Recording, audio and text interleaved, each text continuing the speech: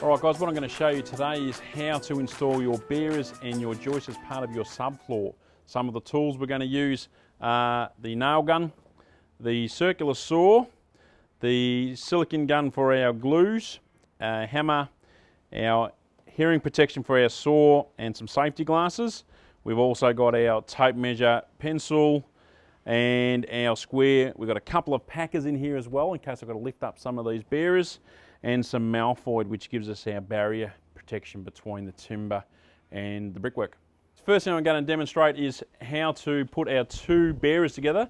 These are LVLs, laminated veneer lumber. They are specified on our engineers' drawings as they are the required item to use. What I'm going to do is I'm going to lay the two of them out flat. I'm going to use this construction adhesive and I'm going to put a nice big bead right across the full length of the timber beam. That way you can maximise your strength and your adhesion. Now what I want to do is roll the other timber over. I'm going to move the top one around a little bit so that it sort of really spreads that glue around. I want to make sure that both surfaces across this face here are flush with each other. I really don't want one higher than the other. I don't want that happening. I want it nice and flat, so they're nice and flush with each other. I'm now going to put a sequence of double nails through it to really lock it down. As I'm nailing, I'm checking that front surface, that top surface, to make sure it's flush as I nail. What I've got here, guys, is some malfoid. The malfoid goes in between the brickwork and the timber. It's a moisture barrier, so it's a protection between the brickwork and the timber. I've got a few of these to cut.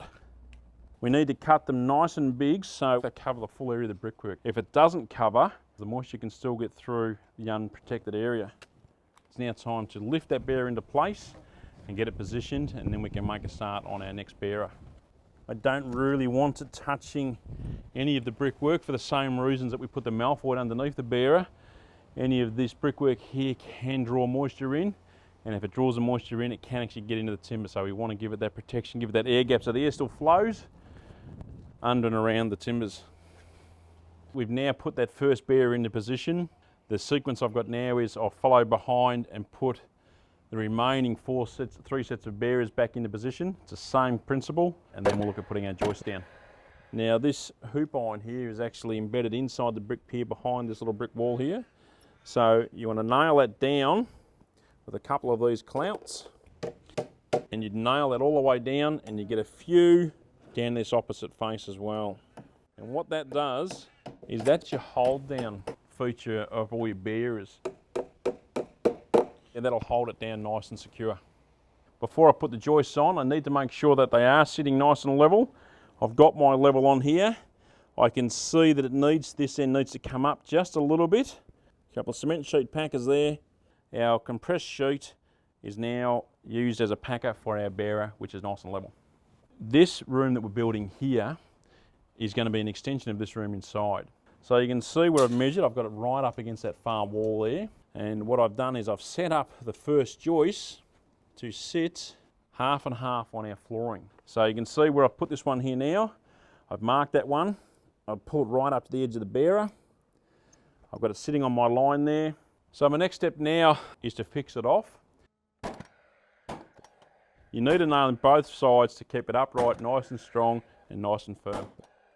As you can see, I've fixed my first floor joist in.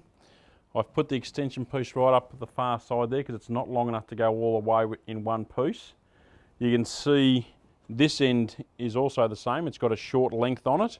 So it's a full length one coming from the far side back up to here. And I've got the short length on. The next one, the full length will start at the opposite side and so on. So I don't have all my cut lengths of floor joists at one end of the floor. They must be staggered. I'll fix this short one into place now. In this case, we decided to butt join them. We've got quite a wide bearer to sit on. This way I prefer it. It makes it nice and easy when you're putting your floor sheets on to keep them in one line. So I've got all my lines marked there. I'm to the right hand side of my line, which means every floor joist from one face to the same face on your next timber, they're all at 450 centres. That works with my floor sheeting. So all the while checking that they are on that line that I chalked in. Now that I've got this one in place, I'm now going to go in and put the rest of them in, fix them all down, following the same principle. Okay guys, you can see now that I've gone through and nailed all of my LVL joists over the top of all of my bearers. You can also see in between the joists, I've put these noggins in. And what these noggins do is they reinforce the joist and help keep it upright and vertical in the strongest position. I'm going to demonstrate how to put one of these in now. I've got the last one here to do. So now that that noggin's in place, it stops this joist and this joist from getting any rollover action as well. I'm going to finally demonstrate how to put these hold down hoop iron straps on. You know, this strap is encapsulated in this brick wall here, and it goes over the joist. It's going to get covered down onto the bearer as well.